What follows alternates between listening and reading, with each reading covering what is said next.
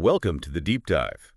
You're here because, well, you want to get straight to the good stuff, right? Yeah. To grab those key insights without drowning in details. Exactly. We get it. You want those aha moments, the ones that actually stick.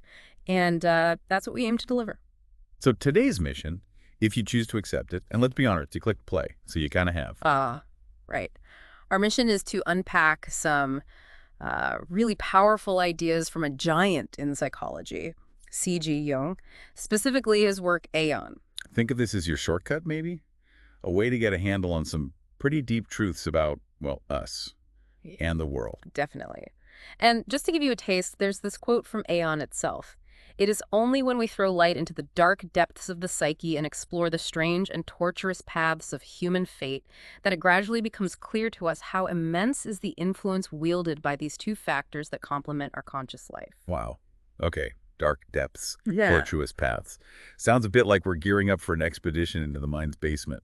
Sort of, but, in an enlightening way, hopefully. Aion itself can be. Well, it's dense. It's complex stuff. Like assembling IKEA furniture in the dark. Something like that, yeah. But we've done some of the sorting for you. We're pulling out the big insights, the really key takeaways. Okay, let's dive in. Jung kicks things off with this idea of the shadow. What exactly is this shadow? It sounds ominous. It does, doesn't it? But think of it more like your personal unconscious. It's the attic or the basement of your psyche. Okay. It's where all the bits of ourselves we'd rather not look at get stored. The rejected desires, the traits we find uncomfortable, maybe embarrassing memories. So that's where I filed away that time I tripped walking up the stairs in front of everyone. Precisely, that kind of thing. And the crucial point Jung makes is you can't just ignore it. Ignoring the shadow doesn't work. It just lurks down there. Pretty much. He argued that integrating it, really acknowledging and understanding these hidden parts is fundamental for self-knowledge. Integration. So like making friends with your inner gremlins. Kind of, yeah. It's like cleaning out that cluttered attic.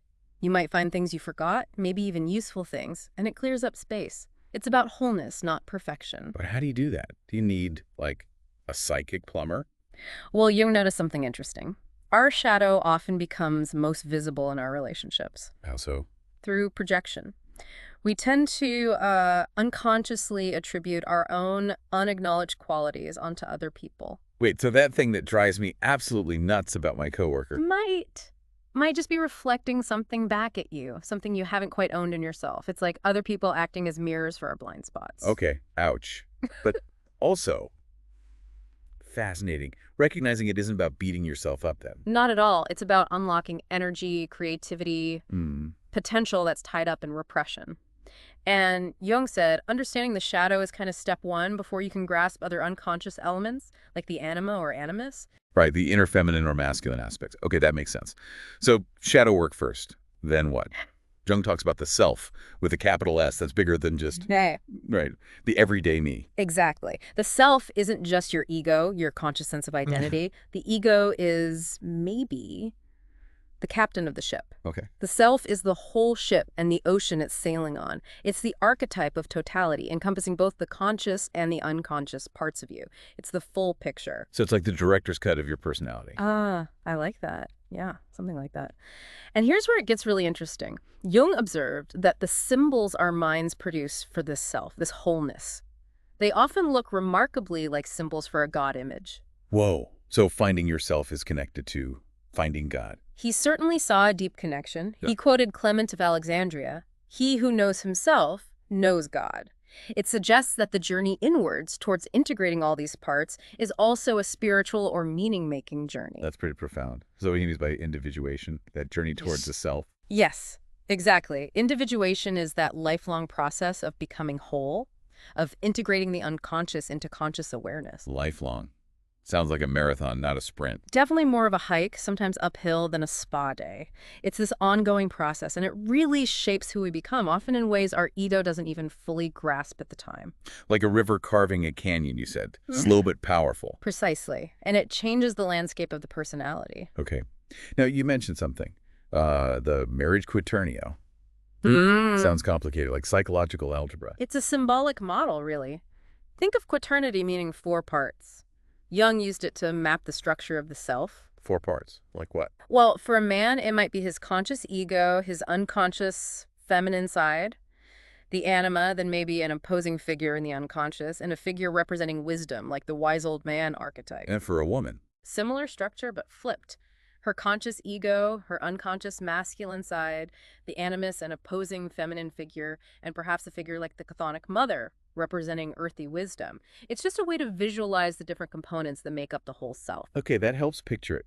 But this individuation journey, Hmm. it doesn't sound smooth. You mentioned conflict, right? Even a crucifixion of the ego. That sounds intense. It often is. Jung didn't shy away from the difficulty. He saw the process as inherently involving tension.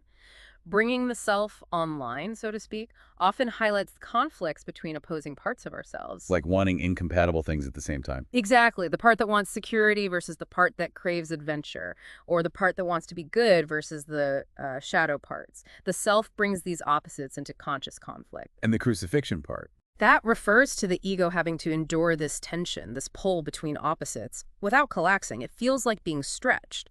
But it's through holding that tension that integration happens, leading eventually to a sense of resolution, of wholeness, a kind of it is finished moment psychologically. Consummatum est. Okay, so the struggle leads to growth. And where does a figure like Christ fit into this Jungian map? Jung saw Christ as a hugely powerful symbol of the self, especially in Western culture, a symbol of that integrated whole human being. Even though the traditional image is purely good? Doesn't that conflict with the shadow idea? Well, traditionally, yes. Evil was often seen as just the absence of good, a privatio boni. But Jung saw the Christ figure itself as representing wholeness within that historical understanding. But reality includes, well, bad stuff. Darkness. The shadow. Right. And Jung pointed out that Christianity itself sort of balances the Christ figure with the idea of the Antichrist. You need the concept of low to understand high, bad to define good. It highlights this fundamental principle of opposites that seems core to the psyche. Some early Christian thinkers even saw Satan almost as Christ's shadow. Fascinating. So the psyche speaks in these big symbols.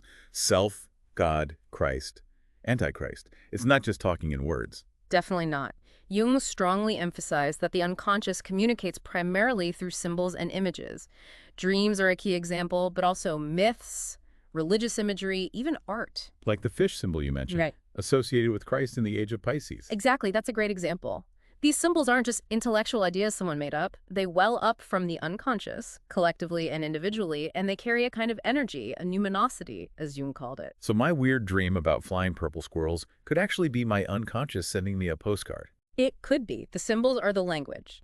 And understanding this language gives us insight into ourselves, but also into, historical shifts. Also, history. Well, the rise and evolution of major cultural movements like Christianity, or later shifts like the Reformation, Jung saw these as partly reflecting changes in the collective unconscious, the activation of different archetypes, different dominant symbols. You mentioned Joachim of Flora. How does he fit? Right. He was a medieval thinker who talked about history having three ages: Father, Son, and Holy Spirit. Jung saw this as an example of how a shift in the dominant symbolic understanding, maybe even linked to astrological ages, plays out in culture and spiritual attitudes.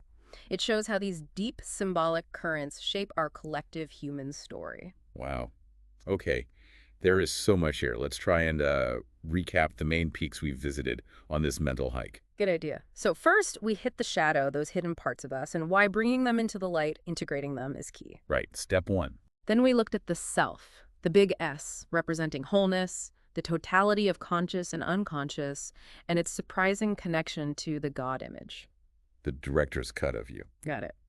Third, the tough part.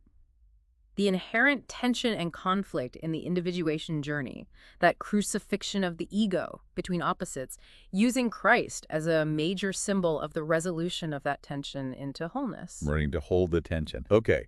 And finally... Finally, we touched on the language of the unconscious symbols, how they emerge, how they carry meaning, and how they reflect these deeper patterns, shaping us and even shaping history. This has been, well, genuinely eye-opening. Aion clearly isn't light reading, but the insights are powerful. It's like Jung handed us a map to a hidden inner landscape. He certainly offered one, yeah. And it reminds us that this journey of self-understanding, it's ongoing, it's full of surprises. So for everyone listening, maybe as you go about your day, just pause for a second. What uncomfortable truths might your own shadow be holding on to? It's a bit of a scary thought, maybe. It can be. But what if, as Jung suggests, acknowledging those parts, even the messy ones, isn't about failure, but about becoming more, well, whole, more authentically you. That's the real potential, isn't it? Embracing the complexity. Maybe the biggest discoveries aren't out there, but right here, in those dark depths we briefly shone a light on today. Beautifully put. This deep dive, it's really just scratching the surface. But hopefully it sparks some curiosity. Keep exploring, keep asking questions. Thanks for diving deep with us today. Yeah, thanks everyone. Until next time.